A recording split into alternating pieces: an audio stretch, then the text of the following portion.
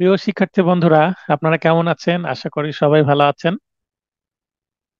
আমরা আজকে আলোচনা করব সুনির্দিষ্ট প্রতিকার আইনের পাঠ 6,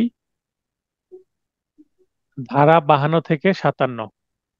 আমরা জানি যে 57 ধারা সুনির্দিষ্ট প্রতিকার আইনের সর্বশেষ ধারা। তো আজকে সুনির্দিষ্ট প্রতিকার আইন শেষ হয়ে যাবে। তারপরে আগামী শনিবারে যথারীতি এমসিকিউ টেস্ট হবে। রাজ্জাক ভাই লাইনে এসে বলবেন সবকিছু ঠিক আছে কিনা।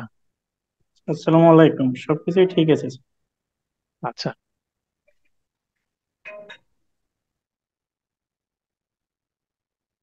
তাহলে শুরু করা যাক। প্রথমে ধারা 52। 52তে আছে নিষেধাজ্ঞা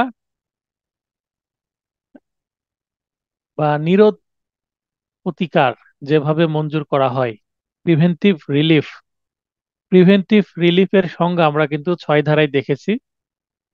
প্রিভেন্টিভ রিলিফ হাউ গ্র্যান্টেড, তাহলে 6 ধারায় প্রিভেন্টিভ রিলিফ এটার সংজ্ঞা ছিল, ডেফিনেশন ছিল, এবং 52 ধারায় এসে কিভাবে প্রিভেন্টিভ রিলিফ আদালত মঞ্জুর করবেন সেগুলো সম্পর্কে বলা আছে। তাহলে আদালতের ইচ্ছাধীন বা স্বেচ্ছাধীন বা বিবেচনামূলক, যেটা ইংরেজি হচ্ছে ডিসক্রিয়েশন, ডিসক্রিয়েশন পাওয়ার অফ কোর্ট, এই ক্ষমতা বলে অস্থায়ী বা স্থায়ী নিষেধাজ্ঞা অর্থাৎ ইনজাংশন মঞ্জুর করার মাধ্যমে প্রিভেন্টিভ রিলিফ দেওয়া হয়। তাহলে যদি প্রশ্ন করা হয় যে নিরোধমূলক প্রতিকার কিভাবে আদালত মঞ্জুর করে থাকেন, উত্তর হবে অস্থায়ী ও স্থায়ী নিষেধাজ্ঞা মঞ্জুরের মাধ্যমে। অস্থায়ী বা স্থায়ী নিষেধাজ্ঞা মঞ্জুরের মাধ্যমে। 53, 52তে স্থায়ী এবং অস্থায়ী নিষেধাজ্ঞার যে কথা বলা হচ্ছে সেটা 53তে এসে একটু ইলাবোরেট করা হচ্ছে, অর্থাৎ প্রকারভেদটা আমরা পাচ্ছি 53 ধারায়। অস্থায়ী নিষেধাজ্ঞা বা টেম্পোরারি ইনজাংশন এইটা কখন মঞ্জুর করা হয় 53 ধারায় আছে, একটি নির্দিষ্ট সময় পর্যন্ত আদালতের পরবর্তী নির্দেশ না দেওয়া পর্যন্ত কার্যকর থাকে। কোনো মামলায় যখন অস্থায়ী নিষেধাজ্ঞা মঞ্জুর করা হয় তখন সেটা একটা নির্দিষ্ট তারিখ পর্যন্ত বলে বলে দেওয়া থাকে, অথবা মামলার ডিক্রি হওয়ার আগ পর্যন্ত চলতে থাকবে। যদি যে পক্ষ অস্থায়ী নিষেধাজ্ঞা পেয়েছে সেই পক্ষ মামলায় ডিক্রি পায়, অর্থাৎ বাদী যদি ডিক্রি পায়, তাহলে হয়তোবা এই টেম্পোরারি ইনজাংশনটা ডিক্রি পাওয়ার পরে পার্মানেন্ট বা পারপেচুয়াল ইনজাংশনে পরিণত হতে পারে। তার মানে অস্থায়ী নিষেধাজ্ঞা মামলা চলাকালীন সময়ে পাওয়া যায়, অথবা একটা নির্দিষ্ট তারিখ পর্যন্ত পাওয়া যায়। মোকদ্দমার যে কোনো পর্যায়ে মঞ্জুর করা যায়, অর্থাৎ এটা মামলা ফাইলিং যেদিন করা হলো সেই দিন বা তার পরের দিনই এই টেম্পোরারি ইনজাংশনের প্রার্থনা করা যেতে পারে, বা এসআরএডির জন্য প্রার্থনা করা যেতে পারে। এসআরএডি পর্যায়ে অর্থাৎ মামলা যখন সমন যাবে, সমন রিটার্ন অ্যাকনলেজমেন্ট ডিউ এর পর্যায়ে আছে, অর্থাৎ প্রাথমিক পর্যায়ে বা মাঝামাঝি সাক্ষী শুরু হয়ে গেছে, ওই অবস্থাতেও অস্থায়ী নিষেধাজ্ঞা চাওয়া যাইতে পারে। অর্থাৎ মোকদ্দমার যে কোনো পর্যায়ে, any stage of the shoot. অবশ্যই সিভিল মামলার ক্ষেত্রে টেম্পোরারি ইনজাংশন পাওয়া যায়, ক্রিমিনাল মামলার ক্ষেত্রে কোনো টেম্পোরারি ইনজাংশনের বিধান নেই, দেওয়ানি কার্যবিধি দ্বারা নিয়ন্ত্রিত। তাহলে টেম্পোরারি ইনজাংশন এইটা যে আমরা আদেশ যখন পড়ব, 39 আদেশের মধ্যে ইনজাংশনের বিষয়টা বলা আছে, তখন আমরা দেখব যে কিভাবে সেটা দেওয়া যায়, আরো বিস্তারিত প্রসিডিউরাল ম্যাটার্স গুলো অর্ডারে আছে সিপিসির। চিরস্থায়ী নিষেধাজ্ঞা ইংরেজি হচ্ছে পারপেচুয়াল ইনজাংশন। যদিও আমরা চিরস্থায়ী বা স্থায়ীর ইংরেজি জানি পার্মানেন্ট, কিন্তু আইনে পার্মানেন্ট না বলে বলা হচ্ছে পারপেচুয়াল। তবে আদালতে পার্মানেন্ট শব্দটা ব্যবহার করা যেতে পারে, যখন আপনি হিয়ারিং করবেন পার্মানেন্ট ইনজাংশন কথাটা বলতে পারবেন। কিন্তু এসআর অ্যাক্টের মধ্যে পার্মানেন্ট শব্দটা ব্যবহার না করে পারপেচুয়াল শব্দটা ব্যবহার করা হয়েছে। শুধুমাত্র শুনানি শেষে বলতে পিএইচ, এপিএইচ, প্রিএম্পটরি হিয়ারিং, এপিএইচ, ফাইনাল প্রিএম্পটরি হিয়ারিং, অর্থাৎ চূড়ান্ত শুনানি শেষে যখন সাক্ষী শেষ হয়ে যাবে, বাদী পক্ষের সাক্ষ্য গ্রহণ, জেরা কমপ্লিট, বিবাদী পক্ষের সাক্ষ্য গ্রহণ এবং বিবাদী পক্ষের সাক্ষীদের জেরা কমপ্লিট হয়ে গেল, মামলাটা চলে গেল কি আদেশের জন্য। আদেশের পরে সেটা রায় হয়ে যাবে। রায়ে যদি পারপেচুয়াল ইনজাংশন মঞ্জুর করা হয়, তাহলেই শুধুমাত্র সেটা পাওয়ার সুযোগ আছে।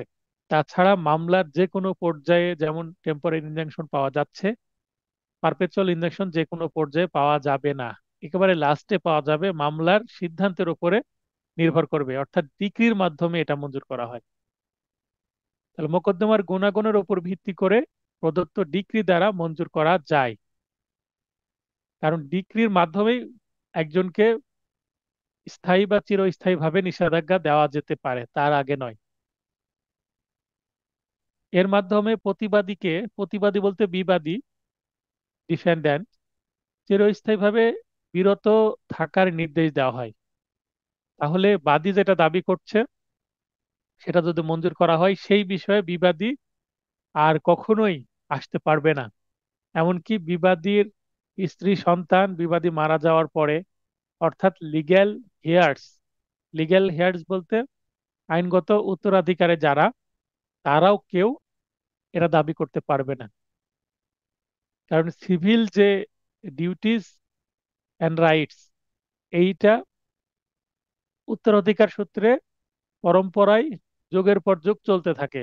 কিন্তু ক্রিমিনাল যে লাইবিলিটি, সেইটা যে অপরাধ করেছে শুধুমাত্র তার উপরে থাকে। যিনি অপরাধ করেছেন, আসামি যদি মারা যায়, তার স্ত্রী সন্তান, তাদের উপরে এটা বর্তায় না। তবে ফাইন হলে আসামির যে সম্পত্তি, সেখান থেকে ফাইন আদায় করা যেতে পারে। সেটা আমরা পেনাল কোডে দেখেছি।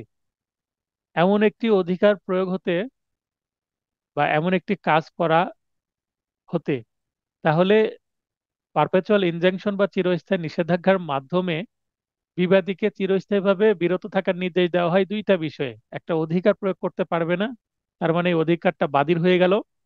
এবং একটা কাজ সেটা কখনোই করতে পারবে না, কারণ সেটা তাকে নিষেধাজ্ঞা দেওয়া হলো চিরতরে, সে তার সন্তানেরা সবাই বিরত থাকতে বাধ্য। যদি এর পরেও কেউ আদালতের নির্দেশনা বা ডিক্রিতে যেটা নির্দেশ দেওয়া হয়েছে সেটা অমান্য করে, তাহলে তার বিরুদ্ধে গ্রেপ্তারি পরোয়ানা জারি করে দেওয়ানি আদালতে আটক রাখা যাবে, অর্থাৎ জেলে রাখা যাবে। 54, চিরস্থায়ী নিষেধাজ্ঞা যখন মঞ্জুর করা হয়, তাহলে আমরা 53তে কিন্তু দেখতে পাচ্ছি যে অস্থায়ী নিষেধাজ্ঞা যে কোনো পর্যায়ে মঞ্জুর করা যায়। 53 ধারায় ডিক্রির মাধ্যমে মঞ্জুর করা যায়। আর চিরস্থায়ী নিষেধাজ্ঞা মঞ্জুর করার কিছু গ্রাউন্ডস আছে, অর্থাৎ সব ক্ষেত্রেই চিরস্থায়ী নিষেধাজ্ঞা দেওয়া যাবে না। সেই গ্রাউন্ডস গুলো যদি ফুলফিল করা হয়, তাহলেই চিরস্থায়ী নিষেধাজ্ঞা দেওয়া যাবে। সেটা আমরা 54 ধারায় দেখব। তার মানে চিরস্থায়ী নিষেধাজ্ঞার কারণ বা উপাদান, এগুলো আমরা 54 ধারায় এখন পড়ছি। পারপেচুয়াল ইনজাংশনস ওয়েন গ্র্যান্টেড, গ্র্যান্টেড বলতে মঞ্জুর করা যায়। এই অধ্যায় আমরা পড়ছি 10ম অধ্যায়। এই অধ্যায়ের বিধান মতে আবেদনকারীর সপক্ষে বিরাজমান বাধ্যবাধকতা, তা প্রকাশ্য হোক বা অপ্রকাশ্য হোক, ভঙ্গ করাকে নিরোধ করার উদ্দেশ্যে চিরস্থায়ী নিষেধাজ্ঞা মঞ্জুর করা যেতে পারে। চুক্তির ফলে উদ্ভূত বাধ্যবাধকতা দ্বিতীয় অধ্যায়ের বিধান দ্বারা নিয়ন্ত্রিত। আমরা দ্বিতীয় অধ্যায়ে কি পড়েছি? 12 থেকে 30 ধারা পর্যন্ত চুক্তি প্রবল করা যাবে কিনা, আংশিক প্রবল করা যাবে কিনা, এই ধরনের আমরা অনেকগুলো সেকশন পড়েছি, গুরুত্বপূর্ণ। তো চুক্তি রিলেটেড যদি কোনো বাধ্যবাধকতা তার হয়, অর্থাৎ আমি একজনের সাথে চুক্তিবদ্ধ হয়েছি, আমি মানছি না, সে চুক্তি প্রবলের মামলা করে আমাকে বাধ্য করতে পারে। তো এই যে আমাকে বাধ্য করা হচ্ছে কোনো কাজ করতে, মঞ্জুর ভাই, নেটওয়ার্ক সমস্যা আমার এখানে মনে হচ্ছে না, আপনারই ওখানে সমস্যা। একটু আপনি প্রয়োজনে আপনার ফোনটাকে রিস্টার্ট দিতে পারেন, অথবা যে আপনাদের যাদের নেটওয়ার্কের সমস্যা হয়, যদি ওয়াইফাই ব্যবহার করেন আপনারা, তাহলে ওয়াইফাইটা অফ করে আবার অন করতে পারেন। আর যদি আপনারা ডাটা ইউজ করেন তাহলে ফ্লাইট মোড অন করে আবার, ফ্লাইট মোড অন করে 2 সেকেন্ড পরে আবার অন করবেন, তাহলে হয়তোবা সমস্যার সমাধান হতে পারে। তো আমার এখান থেকে মোটামুটি আমি দেখছি স্মুথই আছে। আচ্ছা, আমি কারো একজন আর,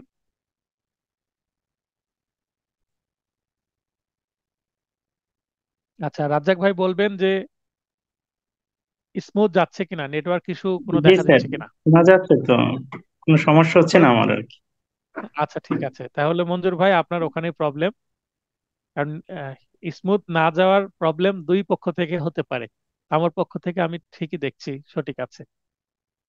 তো রাজ্জাক ভাই লাইনে থাকেন, যেহেতু আপনার নয়েজ হচ্ছে না। তো চুক্তির ফলে উদ্ভূত বাধ্যবাধকতা, অর্থাৎ কেউ, আমি চুক্তি করলাম একজনের সাথে, চুক্তি করে সেই চুক্তিটা আমি পালন করছি না, তাহলে অপরপক্ষ আমার বিরুদ্ধে মামলা করে আমাকে বাধ্য করতে পারে সেই চুক্তিটা পালন করতে। তো এটা এক ধরনের ইনজাংশনের মতোই শোনাচ্ছে। তাই এখানে বলে দেওয়া আছে, যদি চুক্তির মাধ্যমে কারো বাধ্যবাধকতা থাকে, করতে বাধ্য হয় সে, তাহলে সেটা দ্বিতীয় অধ্যায়ের বিধান দ্বারা নিয়ন্ত্রিত হবে, অর্থাৎ 12 ধারায় মামলা করে তাকে বাধ্য করা যাবে চুক্তি প্রবলের মাধ্যমে। জাস্ট অপ্র মামলার যে ইনজাংশন, এই স্টাইলে ইনজাংশন তখন আর নেওয়ার সুযোগ থাকবে না, যেটা 52 থেকে আমরা 57 ধারায় পড়ছি। যখন প্রতিবাদী, প্রতিবাদী বলতে বিবাদী, বাদীর সম্পত্তির অধিকারে অনধিকার হস্তক্ষেপ করে বা হস্তক্ষেপের হুমকি দেয়, তার মানে হস্তক্ষেপ করে ফেলেছে বা হস্তক্ষেপ করার প্রবণতা দেখাচ্ছে, হুমকি দিচ্ছে, করবে এখনো করেনি, তখন আদালত নিম্নোক্ত ক্ষেত্রসমূহে চিরস্থায়ী নিষেধাজ্ঞা মঞ্জুর করতে পারে। তাহলে আমরা এখানে 5টি ক্ষেত্র দেখছি। আপনারা এখানে যে ক্ষেত্রে, এরপরে এখানে আপনারা ব্র্যাকেটে লিখতে পারেন 5টি ক্ষেত্রে। তাহলে 54 ধারায় 5টি ক্ষেত্রে চিরস্থায়ী নিষেধাজ্ঞা মঞ্জুর করা যায়। সংখ্যাটা জরুরি, সংখ্যা দিয়ে এমসিকিউ প্রশ্ন আসতে পারে। কয়টি ক্ষেত্রে চিরস্থায়ী নিষেধাজ্ঞা মঞ্জুর করা যায়? 5টি ক্ষেত্রে। কি কি দেখে নিই। প্রতিবাদী বাদীর জন্য সম্পত্তির জিম্মাদার, অর্থাৎ ট্রাস্ট রিলেটেড কোনো কিছু যদি হয়, এটা আমরা কোথায় পড়েছিলাম? 11 ধারায় পড়েছিলাম। এটা আমরা 12 ধারাতেও কিছুটা পড়েছি, রিপিট আছে কথাগুলো। তারপর অধিকার লঙ্ঘনের ফলে কৃত বাস্তব সম্ভাব্য ক্ষতি নির্ণয়ের মানদণ্ড নেই, মানদণ্ড নেই এটাও পরিচিত শব্দ মনে হচ্ছে আমাদের। 12 ধারাতে পড়েছি আমরা, 11 ধারাতেও পড়েছি। অধিকার লঙ্ঘনের জন্য আর্থিক ক্ষতিপূরণ দ্বারা পর্যাপ্ত প্রতিকার পাওয়া যাবে না, একই বক্তব্য আমরা এর আগেও পড়েছি। অর্থাৎ আর্থিক টাকা পয়সা দিয়ে এখানে মিটমাট করার কোনো সুযোগ নেই, আপোষ করার সুযোগ নেই এখানে। যেইটা মামলায় দাবি করা হচ্ছে, প্রার্থনা করা হচ্ছে, সেটাই দিতে হবে। মানে স্পেসিফিক পারফরমেন্স দিতে হবে, সেটা চুক্তির হোক বা মামলায় যেটা দাবি করা হচ্ছে, অর্থাৎ ইনজাংশন যেটা চাওয়া হচ্ছে, ইনজাংশন যদি দেওয়া হয় তাহলেই সেটা কাজে লাগবে, তাহলে বাদী খুশি হবে, মানে বাদীর মনের ইচ্ছা পূরণ হবে, মামলার মাধ্যমে ডিক্রি পাবে। অধিকার লঙ্ঘনের জন্য আর্থিক ক্ষতিপূরণ পাওয়া যাবে না, একই বক্তব্য আমরা এই 4টা পয়েন্ট দেখেছি। তাহলে এই 4টা পয়েন্ট 11 ধারাতেও হুবহু আছে, 12 ধারাতেও আছে। এবার 5 নম্বর একটা বাড়তি পয়েন্ট আছে, বিচার বিভাগীয় কার্যধারার জটিলতা নিবারণের জন্য নিষেধাজ্ঞা প্রয়োজনীয় যদি হয়। আর মানে নিষেধাজ্ঞা না দিলে এমন একটা জটিলতা তৈরি হচ্ছে যেটা এড়ানো কিন্তু কঠিন হয়ে যাচ্ছে, অতএব ইনজাংশন দেওয়াটাই সহজ, সেক্ষেত্রে আদালত দিয়ে দিতে পারে। তার মানে এখানে আদালতের একটা কি অ্যাবসোলিউট পাওয়ার রাখছে। এই উপরের 4টা পরিস্থিতির বাইরেও আদালত বিচার বিভাগীয় কার্যধারার জটিলতা নিবারণের জন্য এই অজুহাতে বা এই কথাটা লিপিবদ্ধ করে ইনজাংশন দিয়ে দিতে পারে, উপরের 4টির মধ্যে যদি ম্যাচ নাও করে। অর্থাৎ পরিস্থিতি অন্যান্য ক্ষেত্রেও আদালত দিতে পারে, আদালতের এটা বিবেচনামূলক ক্ষমতা। এখানে একটা ব্যাখ্যা আছে, এই ধারার উদ্দেশ্য অনুযায়ী ট্রেডমার্ক সম্পত্তি বলে গণ্য হবে। এখন যদি প্রশ্ন করা হয় ট্রেডমার্ক সম্পত্তি হিসেবে গণ্য করা হয় কোন ধারার ব্যাখ্যা দ্বারা, বা ট্রেডমার্ক সম্পত্তি হিসেবে গণ্য করা হয়েছে সুনির্দিষ্ট প্রতিকার আইনের কত ধারায়? 54 ধারায়।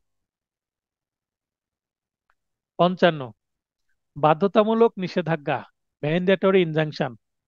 আমি গত মাসে একটা ম্যান্ডেটরি ইনজাংশনের মামলা করেছি, প্রথম এক্সপিরিয়েন্স হলো আমার, এর আগে ছিল না। আমাদের রাজশাহী কোর্টে ম্যান্ডেটরি ইনজাংশনের মামলা খুব কম দেখেছি আমি। কয়েকটা সিনিয়রের কাছে গিয়েছি, তারা বলছে আমাদের সেরেস্তায় ম্যান্ডেটরি ইনজাংশনের মামলাই নাই। তো একটু হেজিটেশনে ভুগছিলাম। আমি রিসার্চ করলাম, আমার কাছে যে ড্রাফটিং এর যে বই আছে দুই তিনটা, যেমন একটা ড্রাফটিং এর জন্য এই বইটা একটা ভালো একটা বই আপনাদের দেখাই, ড্রাফটিং অ্যান্ড কনভেন্সিং। এটা লিখেছেন কে? সাউদ হাসান।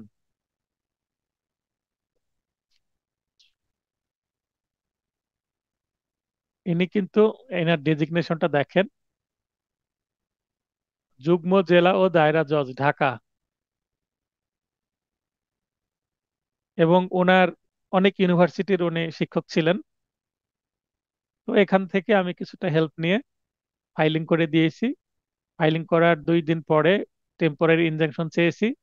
টেম্পোরারি ইনজাংশনও মঞ্জুর হয়েছে, 5 দিনের জন্য শোকজের নোটিশ দিয়েছিল বিবাদীকে। বিবাদী অ্যাপিয়ার করেনি এখনো, মানে অটো মঞ্জুর হয়ে গেছে, আগামী ধার্য তারিখ 9 তারিখে আছে। আদালতকে শুধু এটা স্মরণ করে দিলেই টেম্পোরারি ইনজাংশনটা আমি পেয়ে যাচ্ছি। তারপরে মামলার যেহেতু সমন জারি হয়ে গেছে, আশা করছি এই বছরের মধ্যেই মামলাটা ডিক্রি পেয়ে যাব। অনেকেই ভাবে 10 বছর 20 বছর লাগে সিভিল মামলায়, তা আমি ম্যাক্সিমাম ডিগ্রি 2 বছরের মধ্যেই পেয়ে যাচ্ছি। 2 বছরের বেশি সময় লাগছে না আমার ডিগ্রি পেতে, কারণ চেষ্টা আছে আমার দ্রুত করে দেওয়ার। সেই ক্ষেত্রে আমার বাদী আমার প্রতি সন্তুষ্ট হচ্ছে। এটাতে 5 বছর একটা মামলা চালালে যে আর্নিংটা হতো, 2 বছরে সেই আর্নিংটা হয়ে যাচ্ছে, কারণ বাদী কিন্তু খুশি হয়ে এক্সট্রা কিছু পেমেন্ট দিয়ে দিচ্ছেন।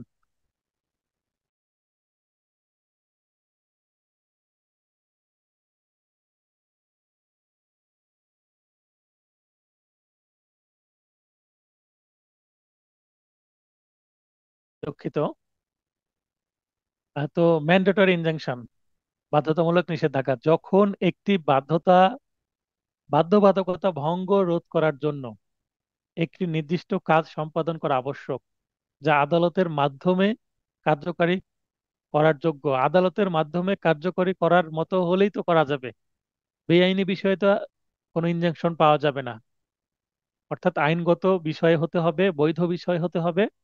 এবং একটি কাজ, মনে করেন আমার বাড়ির পাশে একটা রাস্তা আছে, রাস্তাটা 12 ফিট, 12 ফিটের 2 ফিট রাস্তা ঘিরে নিয়ে আরেকজন পাশের বাড়ির একজন ব্যক্তি সে তার বাউন্ডারি তৈরি করছে, বা রাস্তার একটা সাইডে গাছ লাগিয়ে দিয়েছে, এই গাছটা রাস্তাকে ব্লক করে দিচ্ছে, মানে চলাচলের কোনো সমস্যা করছে। অথবা বিল্ডিং কোড অনুসারে, যেমন আমাদের রাজশাহীর আছে আরডিএ, আরডিএ এর যে প্ল্যান অ্যাপ্রুভ করা হয়, সেটা দুইটা বাড়ির মাঝখানে একটা যে ফাঁকা জায়গা রাখতে হয়, সেটা যদি ন্যূনতম ফাঁকা জায়গা রাখা না হয়, না রেখে যদি বাড়ির নির্মাণ শুরু করে দেয়, ওয়াল উঠে গেছে, ওই অবস্থায় ম্যান্ডেটরি ইনজাংশন জারি করিয়ে ওই ওয়ালটা ভেঙে ফেলে দেওয়া যেতে পারে। অথবা রাস্তার ধারে গাছ রোপণ করে রাস্তার একটা অংশ ব্লক করে ফেলেছে, সেটা গাছটা কেটে ফেলার নির্দেশ দেওয়া যেতে পারে। তারপরে আপনার বাড়ির পাশে একজন বাড়ি করছে, ছাদের অংশ অতিরিক্ত করে ফেলেছে, যে ছাদের পানি আপনার বাড়ির মধ্যে বা আপনার ওয়াল ভিজিয়ে দিচ্ছে, বা একটা পাইপ দিয়ে দিয়েছে ছাদের, যে ছাদের পাইপের মধ্যে দিয়ে পানি আপনার ওয়াল ভিজিয়ে দিচ্ছে, বা আপনার জানালা খোলা থাকলে আপনার বাড়ির ভেতরে চলে আসছে, তার মানে একটা প্রবলেম সৃষ্টি করছে। তাহলে আপনি এখানে ইজমেন্টে যাওয়ার দরকার হচ্ছে না, ম্যান্ডেটরি ইনজাংশনের মামলা করেই সেই অতিরিক্ত যে পাইপ মানে বৃদ্ধি করে দিয়েছে, অতিরিক্ত অংশটা কেটে ফেলা দেওয়া যাবে। ছাদ যদি অতিরিক্ত করে, ছাদের একটা অংশ ভেঙে ফেলে দেওয়ারও ইনজাংশন পাওয়া যেতে পারে। সেটা হচ্ছে ম্যান্ডেটরি ইনজাংশন, বাধ্যতামূলক, মানে এটা করতে আপনি বাধ্য। ছাদের অংশ বাড়তি করেছেন, ভেঙে ফেলেন। অতিরিক্ত লম্বা পাইপ দিয়েছেন, কেটে ফেলেন।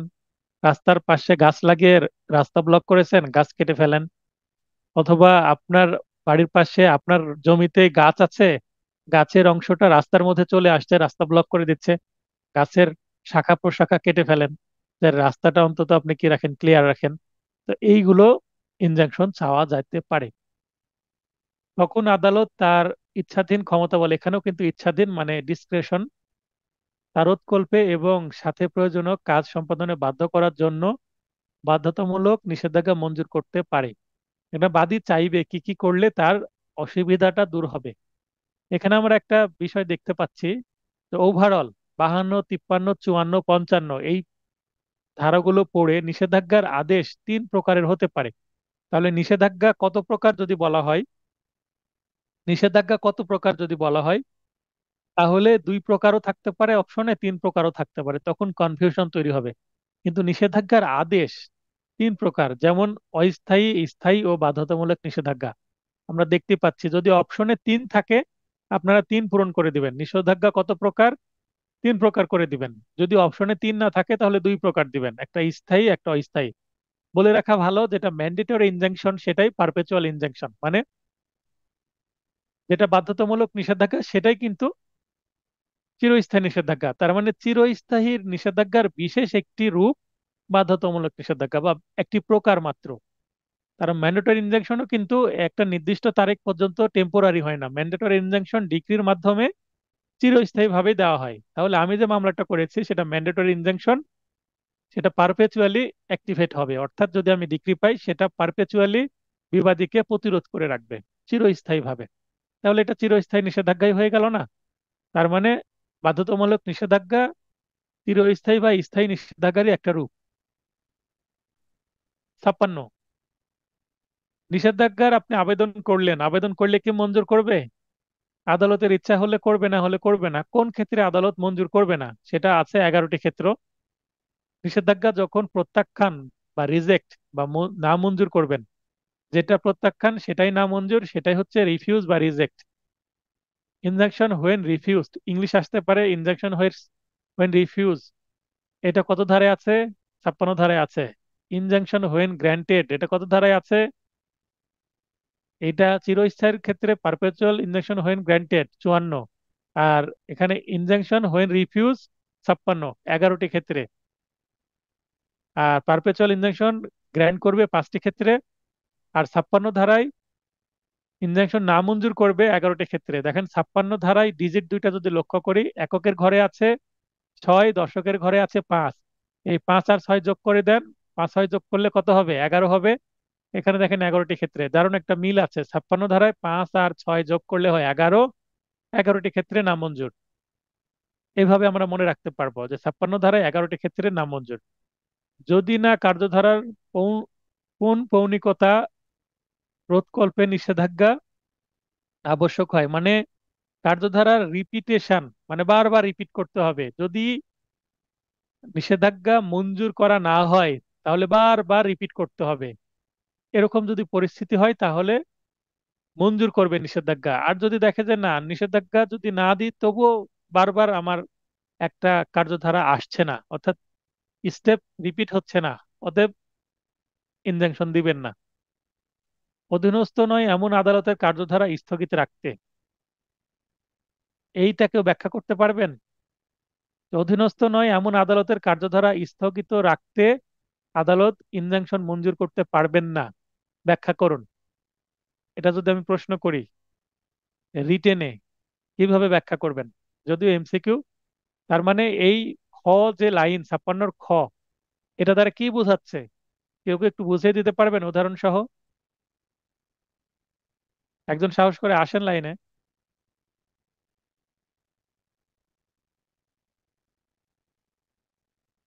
জু- শিবলি ভাই হাত উত্তোলন করেছেন, অপেক্ষা করছে আর কেউ আসে কিনা।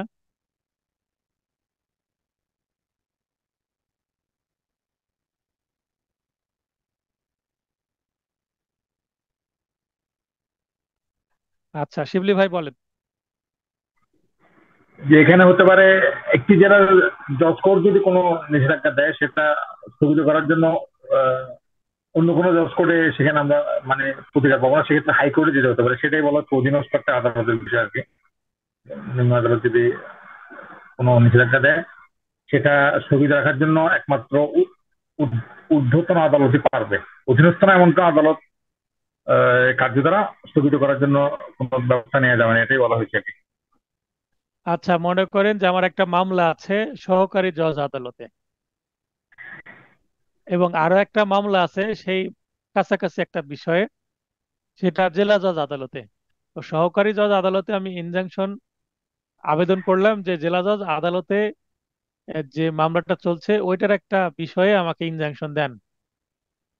তাহলে কি সহকারী জজ জেলা জজের আদালতের বিষয়ে ইনজাংশন দিতে পারবে? জি না, পারবে না। যদি বিষয়টা উল্টো হয়, জেলা জজ আদালতে আমি আবেদন করলাম, ওখানেও একটা মামলা আছে, এবং একই বিষয়ে একই ধরনের একটা মামলা আছে সহকারী জজ আদালতে। জেলা জজ আদালতে আবেদন করলাম, বললাম যে সহকারী জজ আদালতে ইওর অনার, এটা নিয়ে একটা মামলা আছে, কাছাকাছি একটা বিষয়, তো সেটা বিষয়ে আমি নিষেধাজ্ঞা চাচ্ছি। সেক্ষেত্রে সেক্ষেত্রে পারা যাবে। পারা যাবে। তার মানে বাবার কথা সন্তান শুনবে, সন্তানের কথা বাবা শুনবে না, ব্যাপারটা এরকম। তার মানে এখানে বাবা শব্দের দ্বারা আমি সুপিরিয়র বোঝাচ্ছি, এবং সন্তান দ্বারা ইনফেরিয়র, অধীনস্থ, অধনস্থ। তার মানে ছোট আদালতের মাধ্যমে বড় আদালতের কার্যধারা স্থগিত রাখা কখনো সম্ভব না, কিন্তু বড় আদালতের বা উচ্চ আদালতের যেটা উপর পর্যায়ে আছে, সেই কোর্টে আবেদন করে নিম্ন আদালতের কার্যধারা স্থগিত করা যেতে পারে। হাইকোর্টে যদি আবেদন করা হয়, জেলা জজ থেকে শুরু করে যুগ্ম জেলা জজ, তারপরে অতিরিক্ত জেলা জজ, তারপরে সিনিয়র সহকারী জজ সকল দেওয়ানি আদালতের কার্যধারা স্থগিত রাখা যাবে, সেটাকে স্টে অর্ডার বলে। হ্যাঁ, হাইকোর্ট সেটা করে।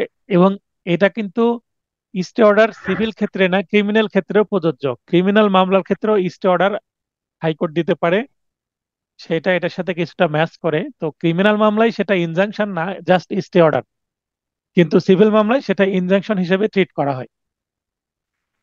তো ধন্যবাদ শিবলি ভাই, আপনি ফিডব্যাক দিচ্ছেন, ভালো লাগছে।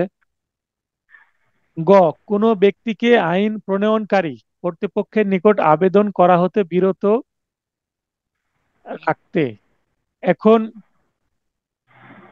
কোনো ব্যক্তি আইন প্রয়োগকারী কর্তৃপক্ষের নিকট আবেদন করবে, অর্থাৎ মনে করেন থানায় যে আবেদন করবে, বা কোনো মন্ত্রণালয়ে গিয়ে আবেদন করবে, বা একজন আর্মিতে চাকরি করে তার হেডকোয়ার্টারে গিয়ে তার বিরুদ্ধে আবেদন করবে। তো আমি সিভিল কোর্টে মামলা করে তার বিরুদ্ধে বলছি, ওই মিস্টার রহিম যেন তার এই আমার বাদীর কোথাও, মানে বাদী যেন আবেদন করতে না পারে কোথাও, বা বিবাদী বলছে যে বাদী পক্ষ বলছে বিবাদী যেন তার অন্য কোথাও আবেদন করতে না পারে কোর্টের বাইরে, অর্থাৎ ক্রিমিনাল কোনো অ্যাকশন নিতে না পারে, বা কোনো এডিআর যেটা বলা হয়, অর্থাৎ স্থানীয় যে সরকার আছে, ইউনিয়ন পরিষদ বা পৌরসভা বা সিটি কর্পোরেশন, এখানে যারা ওয়ার্ড কাউন্সিলর আছে বা মেয়র সাহেব আছেন বা চেয়ারম্যান আছেন, তাদের কাছে যেন আবেদন করতে না পারে, এই যে ইনজাংশন চাওয়া হচ্ছে, তাহলে কোর্ট বলবে এইটা আমি করতে পারবো না। যে কোনো মানুষের আইনের সহায়তা নেওয়ার কি আছে, অধিকার আছে, এটা তাদের মৌলিক অধিকার। তো মৌলিক অধিকার রোধ করার জন্য ইনজাংশন দেওয়া যাবে না। সরকারি বা বিদেশি সরকারি কোনো সার্বভৌম কাজে হস্তক্ষেপ, সরকার একটা কাজ করছে, সরকারের কাজকে আটকানোর জন্য ইনজাংশন পাওয়া যাবে না, বা বিদেশি সরকারের কোনো সার্বভৌম কাজেও আটকানো যাবে না। ফৌজদারি কার্যধারা স্থগিত রাখতে, ফৌজদারি কার্যধারা স্থগিত রাখতে অবশ্যই করা যাবে না। 56 বলা আছে। একই বক্তব্য কত ধারায় আছে কে বলতে পারবেন? ফৌজদারি কার্যধারা স্থগিত রাখা যাবে না, সেম একটা বক্তব্য, একই ধরনের বক্তব্য আরো একটি ধারায় আছে। কত ধারায় আছে বলেন, কত ধারায় আছে? 7 ধারা। 7 ধারা, ধন্যবাদ। দণ্ডমূলক প্রতিকার পাওয়া যাবে না, মানে পেনাল রিলিফ পাওয়া যাবে না, মানে দ্রুত ব্রেন কাজ করতে হবে, রিলেট করতে পারতে হবে। ফৌজদারি কার্যধারা স্থগিত রাখতে ইনজাংশন মঞ্জুর করা যাবে না, আপনার সঙ্গে সঙ্গে মাথায় 7 ধারা চলে আসবে, সেম জিনিস তো 7 ধারাতেও আছে।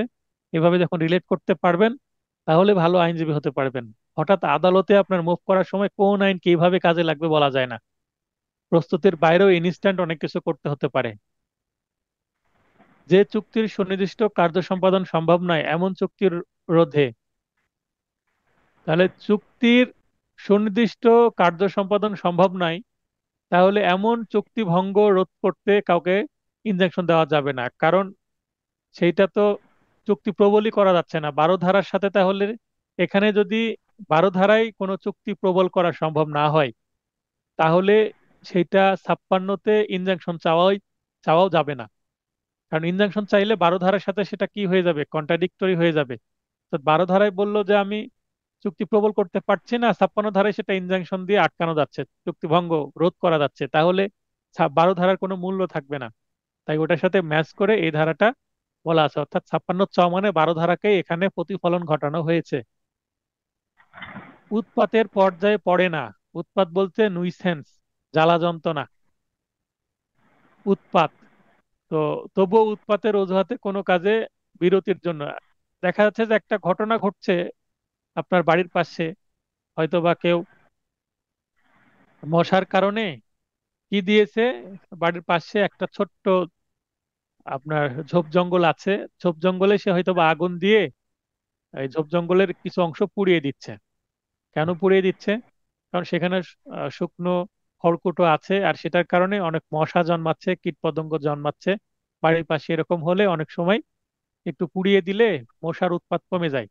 তো মশা মারতে গিয়ে ধোঁয়া হয়েছে, এই ধোঁয়াটা আরেকজনের বাসায় গিয়েছে, এটার কারণে সে যদি সে মামলা করে, তাহলে এটা উৎপাতের পর্যায়ে পড়বে না, কারণ এটা তো সে রেগুলার করছে না, টেম্পোরারি একটা বিষয়।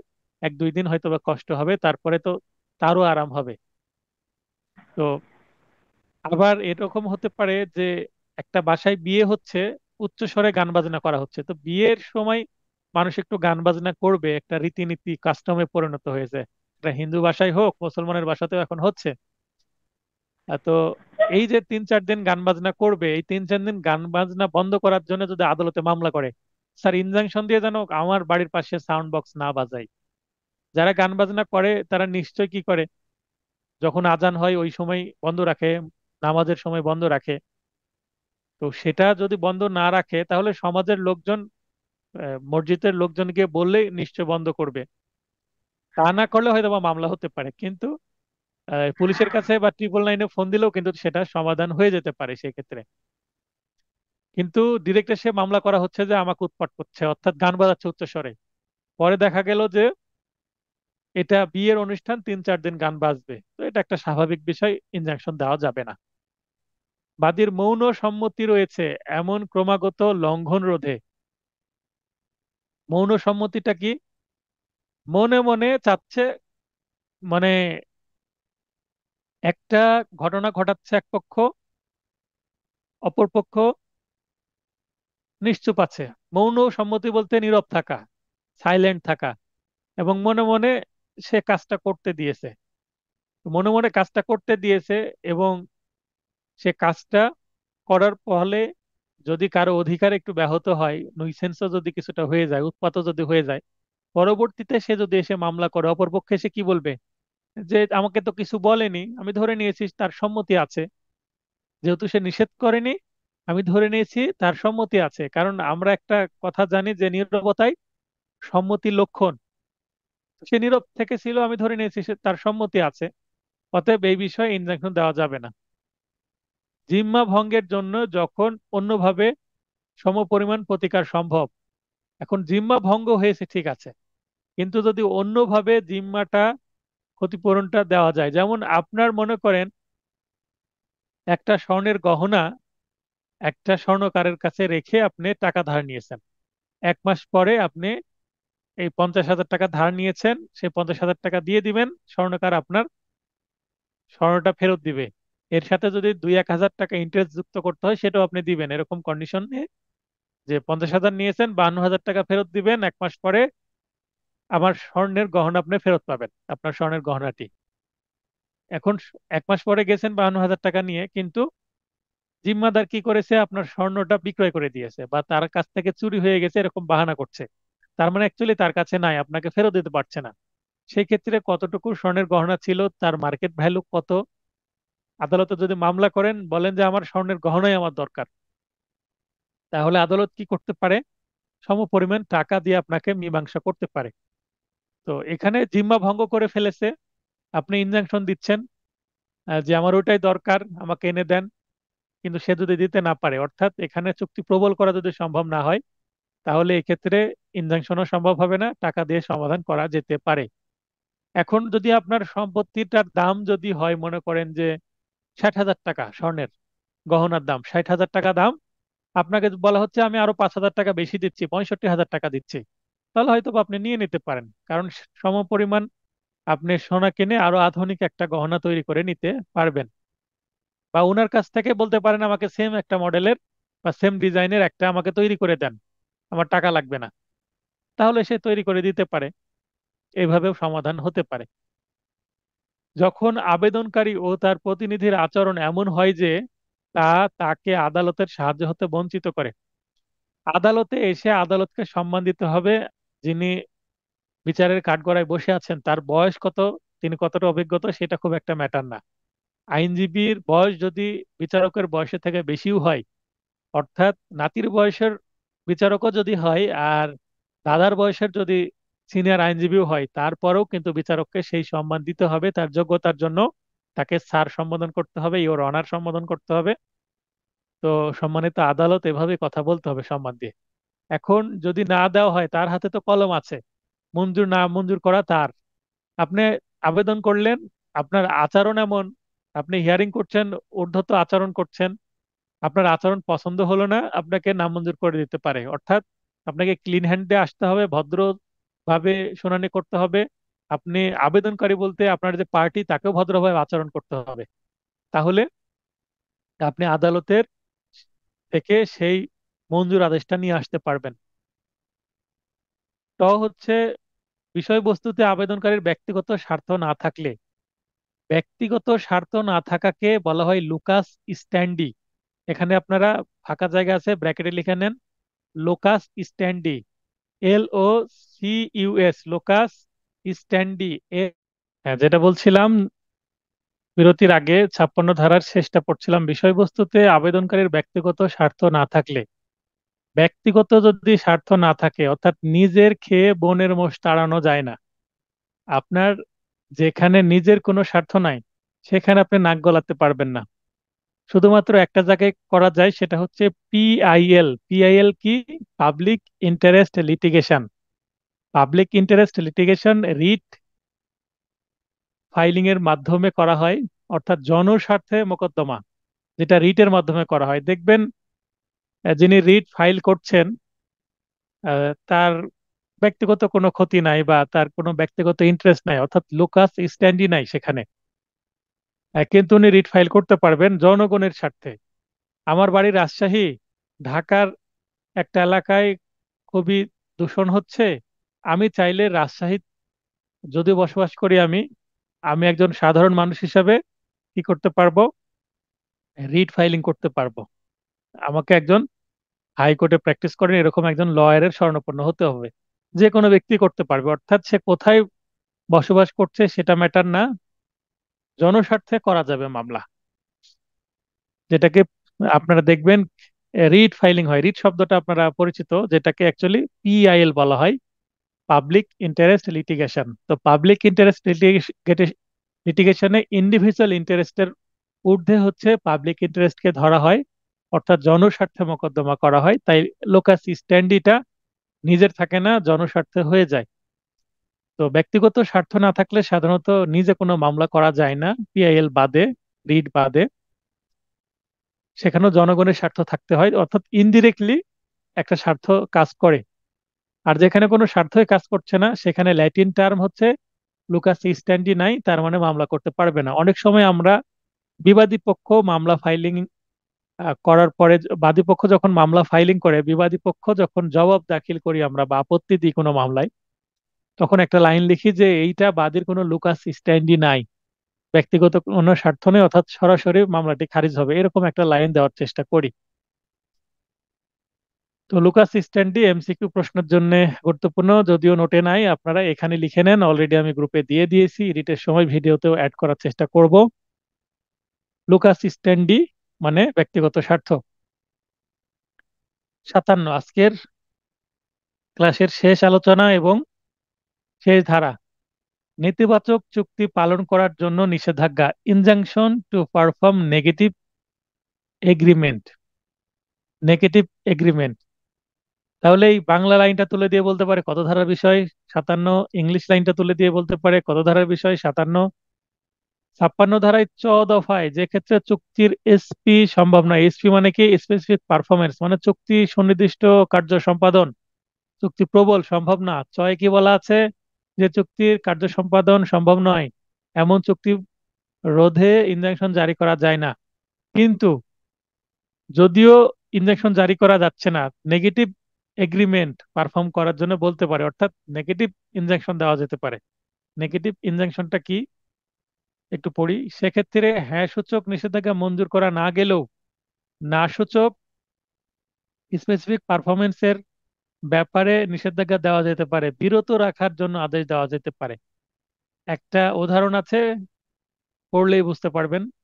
ক খ এর থিয়েটারে পরবর্তী 12 মাসের জন্য গান গাইবে, অর্থাৎ আগামী 12 মাস ক খ এর একটি থিয়েটার আছে, সেখানে দাঁড়িয়ে স্ট্যান্ড পারফরমেন্স অর্থাৎ কনসার্টে গান গাওয়ার মতন, এবং উক্ত সময়ে অন্য কোনো জনসমাগম স্থানে গান গাইবে না, অর্থাৎ কোনো কনসার্ট করতে পারবে না। তাহলে ক হচ্ছে একজন শিল্পী বা সিঙ্গার। তো ইনি একজনের সাথে কন্ট্যাক্ট করলেন যে আগামী 12 মাস শুধুমাত্র আপনার প্রতিষ্ঠানে বা আপনার থিয়েটারে আমি গান গাইবো বা আপনার ব্যানারে গান গাইবো। এখন বলতে গেলে ইন্ডিয়ার সবচেয়ে বড় বা বিশ্বের সবচেয়ে বড় বললেও ভুল হবে না, টি সিরিজ মিউজিক ইন্ডাস্ট্রি, যাদের একটা বড় ইউটিউব চ্যানেল আছে এবং ইন্ডিয়ার কিছু রিজিওনালও চ্যানেল আছে, যেমন টি সিরিজ মেন চ্যানেল, অনেক সাবস্ক্রাইবার, মিলিয়ন মিলিয়ন সাবস্ক্রাইবার, এবং তাদের ভিডিওর ভিউ কিন্তু বিলিয়ন পর্যন্ত হয়ে যায়। তো অনেকেই একটা গান বের করার জন্য যতগুলো খরচ সবকিছু এই টি সিরিজের মাধ্যমে করায়, এবং টি সিরিজের কাছে গানের রাইট বিক্রয় করে দেয়, অর্থাৎ একটা নির্দিষ্ট পেমেন্ট নেয় একটা গানের জন্য একটা সিঙ্গার। তারপরে এই গানটা হয়ে যায় টি সিরিজের, অর্থাৎ এটা প্রযোজনা প্রতিষ্ঠানের হয়ে যায়।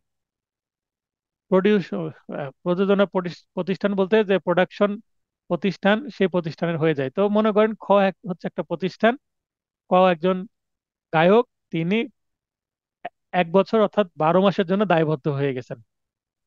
খ এর সাথে চুক্তি করে, এবং এখানে এটাও লেখা আছে এই 12 মাসে যদি আপনি অসুস্থ থাকেন বা গান গাইতে না পারেন তাহলে কি হবে, আর যদি সুস্থ থাকেন তাহলে আমার এখানে ছাড়া অন্য কোথাও আপনি গান গাইতে পারবেন না। এক্ষেত্রে নিষেধাজ্ঞা জারির মাধ্যমে ক কে অন্য কোনো জনসমাগম স্থানে গান গাইতে বিরত রাখা গেলেও খ এর থিয়েটারে গান গাইতে বাধ্য করা যাবে না।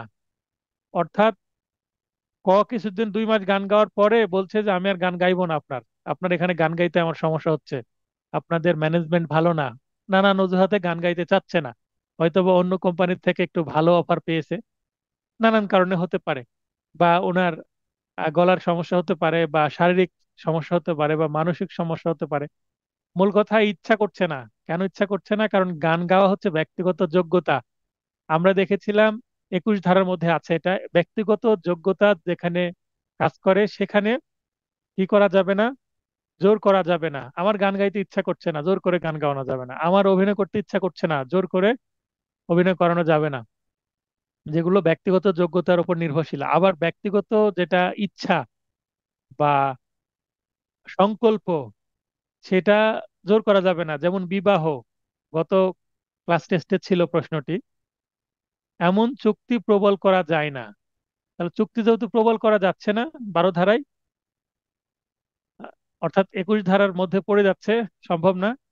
কিন্তু এখানে কি করা যাবে, এই খ এর কাছে গান গাচ্ছে না বলে বাদী হয়ে মামলা করছে যে এ যেন আমার কাছে গান গায়। সে গাচ্ছে না কেন, আদালত বলবে যে আমি তাকে গান গাইতে বাধ্য করতে পারবো না, কারণ সেটা তার ব্যক্তিগত যোগ্যতা, পার্সোনাল কোয়ালিফিকেশনের একটা বিষয়। তো যেহেতু পারছে না, এটা একটা শিল্প, গান গাওয়াটা একটা শিল্পের বিষয়, তো এই শৈল্পিক কাজে বাধ্য করা যাবে না। কিন্তু আমি এটা বলতে পারবো যে সে যেন এই সময়ের মধ্যে আপনার সাথে এগ্রিমেন্ট চলমান থাকা অবস্থায়, যতক্ষণ না এগ্রিমেন্ট এক্সপায়ারি হচ্ছে ততক্ষণ পর্যন্ত সে অন্য কোথাও যেন গান গাইতে না পারে, এই কাজটা আমি করে দিতে পারবো। এই যে অন্য কোথাও যেন গান গাইতে না পারে, এই যে না পারে মানে নেগেটিভ চলে আসলো, সেটাকে বলা হচ্ছে নেতিবাচক চুক্তি বা নিষেধাজ্ঞা, নেগেটিভ এগ্রিমেন্ট। তো এই ধরনের অনেক উদাহরণ 57 ধারায় আছে, আমি একটি মাত্র উদাহরণ তুলে দিয়েছি। এই 57 ধারায় আপনাদেরকে অনুরোধ করব বিআর এক থেকে বা মূল বই থেকে 57 ধারায় আরো 5-7টা উদাহরণ আছে, এই উদাহরণগুলো সুন্দর করে পড়ে নেবেন। এই 57 ধারার উদাহরণ থেকে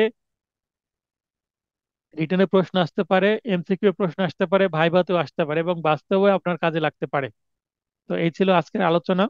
আজকের আলোচনা থেকে যদি কারো কোনো প্রশ্ন থাকে তাহলে আপনারা প্রশ্ন করতে পারেন।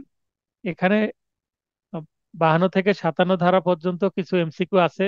আপনার এমসিকিউ গুলো পড়ার পরেও যদি কারো মনে হয় যে এখানে কোনো ভুল আছে, বা মনে হচ্ছে যে আমার টাইপ মিস্টেক হয়েছে, বা কোথাও আপনি বুঝতে পারছেন না, হয়তো বা আমার সঠিকই আছে, এই ধরনের কনফিউশন যদি কাজ করে অবশ্যই মেসেজ করবেন। এত পৃষ্ঠার এত নং এমসিকিউ প্রশ্নের উত্তরটা একটু দেখবেন ভাই কি স্যার, আমি সেটা দেখে আপনাকে ফিডব্যাক দিব। অর্থাৎ কনফিউশন থাকা যাবে না আপনাদের। এমসিকিউ প্রশ্ন আমি আলোচনা করি না, কারণ এখানে উত্তরের সাথে আমি কি দিয়ে দিই, উত্তরও দিচ্ছি আবার ধারাও দিয়ে দিচ্ছি। অর্থাৎ আপনি উত্তর পড়ে যখন বুঝতে পারছেন না এটা ঘ ধারা কেন, তখন আপনি 57 ধারাটা একটু যদি পড়ে নেন আমার নোট থেকে বা গাইড, কোনো গাইড থেকে অথবা বেয়ার থেকে, তাহলে হয়তো আপনি বুঝতে পারবেন। তাহলে আমাকে মেসেজ করার আগে দয়া করে লাইভ ক্লাসে উপস্থিত থাকতে না পারলে এই ভিডিওটা দেখবেন। এই ভিডিওটা দেখার পরেও যদি বুঝতে না পারেন, সংশ্লিষ্ট ধারাটা মূল বই থেকে একটু ভালো করে বোঝার চেষ্টা করেন। প্রয়োজনে সংশ্লিষ্ট অংশটা ভিডিও আরেকবার দেখেন, দেখার পরে বুঝতে পারছেন না আমাকে মেসেজ করেন, আমি তখন আপনাকে কল করে বুঝিয়ে দেওয়ার চেষ্টা করব। আমি প্রতিটা স্টুডেন্টকে ফিডব্যাক দেওয়ার চেষ্টা করি, যারা আমাকে যোগাযোগ করে আমি চেষ্টা করি সময় মতো, যদি না পারি 1-2 দিন দেরিতে হলেও চেষ্টা করি আর কি। তো যদি আপনাদের প্রশ্ন থাকে প্রশ্ন করেন, আর যদি প্রশ্ন না থাকে আমি ক্লাসটি শেষ করব। আর আমাকে বলতে পারেন যে আপনি এমসিকিউ কেন আলোচনা করেন না। এমসিকিউ আলোচনা করব আমি রিভিশন ক্লাসে। কোনগুলো আলোচনা করব যেগুলো কনফিউশন সৃষ্টি করে, যেগুলো একটু কঠিন, বিশেষ করে আমার ক্লাস টেস্ট যেগুলো নিচ্ছি সেগুলোর কঠিন যে এমসিকিউ, যেটা আপনি বুঝতে পারবেন না, সেটা অবশ্যই মেসেজ করবেন, আমি লাইভ ক্লাসে বুঝিয়ে দেব পরবর্তী ক্লাসে। কিন্তু মেসেজ না করলে আমি কি করে বুঝবো কোনটা বুঝলেন কোনটা বুঝলেন না। অতএব আমি থরলি সব এমসিকিউ আলোচনা করব না। বাসায় কিছু বাছাইকৃত কিছু এক্সক্লুসিভ এমসিকিউ আমি আলোচনা করব রিভিশন ক্লাসে, পরীক্ষার আগ মুহূর্তে, যেন আপনার সেই ফাঁদে পা না দেন। বাজারের গাইডে একরকম উত্তর আছে, আমার নোটে একরকম উত্তর আছে, সেইটা আমি হয়তোবা আমার ভুল থাকতে পারে, সেটা আমি পরিবর্তন করে নিব, অথবা আমি যুক্তি দিয়ে দেখিয়ে দিব যে আমারটাই সঠিক, বাজারের গাইডে মেবি ভুল। মনে রাখার জন্য সহজ কোনো উপায় আছে কিনা, মনে রাখার জন্য সহজ উপায় বারবার পড়তে হবে এবং আয়ত্ত করার চেষ্টা করতে হবে। মোবাইল নাম্বার মুখস্থ করার কোনো পদ্ধতি নাই। মোবাইল নাম্বার মুখস্থ করার জন্য আপনাকে সেটা বারবার ব্যবহার করতে হবে। এরকম আপনার আত্মীয়ের মোবাইল নাম্বার মুখস্থ করে রাখতে চাচ্ছেন কোনো ফ্রেন্ডের, বারবার সেটা ডায়াল করলে আপনার এমনি মুখস্থ হয়ে যাবে। তেমনি বারবার পড়তে হবে। আবার আমরা মুসলমান, আরবি ভাষা অনেকেই জানি না, মানে বলতে গেলে সবাই জানি না। তো আরবি ভাষার যখন আমরা কোনো সূরা মুখস্থ করতে যাই ছোটকালে, তো অর্থ যদি বুঝে মুখস্থ করতে যাই হয়তো বা তাড়াতাড়ি মুখস্থ হবে। অর্থ না বুঝেও, যেমন আমরা নামাজ পড়ার জন্য বেসিক যে সূরাগুলো লাগে, সূরা ফাতিহা, সূরা ইখলাস, সূরা কাউসার, ছোট ছোট সূরা, সূরা নাস, সূরা কাফিরুন, তো এই সূরাগুলো কিন্তু আমরা ছোটবেলায় প্রাইমারিতেই শিখেছি, বাধ্য হয়েছে আর কি। আমাদের শেখানো হয়েছে, মৌলভী টিচার থাকে হাই স্কুলে, প্রাইমারিতে না শিখলে কিন্তু আমরা মার খেয়েছি, হাতে বেতের আঘাত দিয়েছে আমাদের।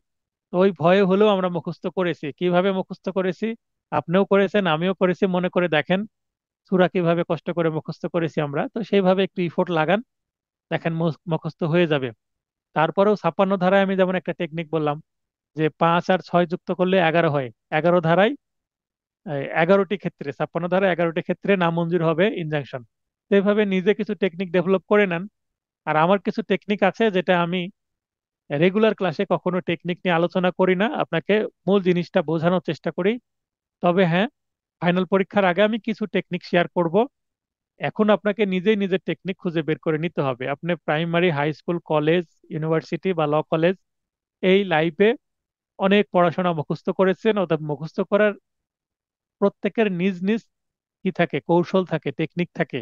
তবে বেশি পড়লে, বুঝে পড়লে অবশ্যই সেটা মনে থাকবে, এবং বাস্তবের সাথে রিলেট করে পড়তে হবে।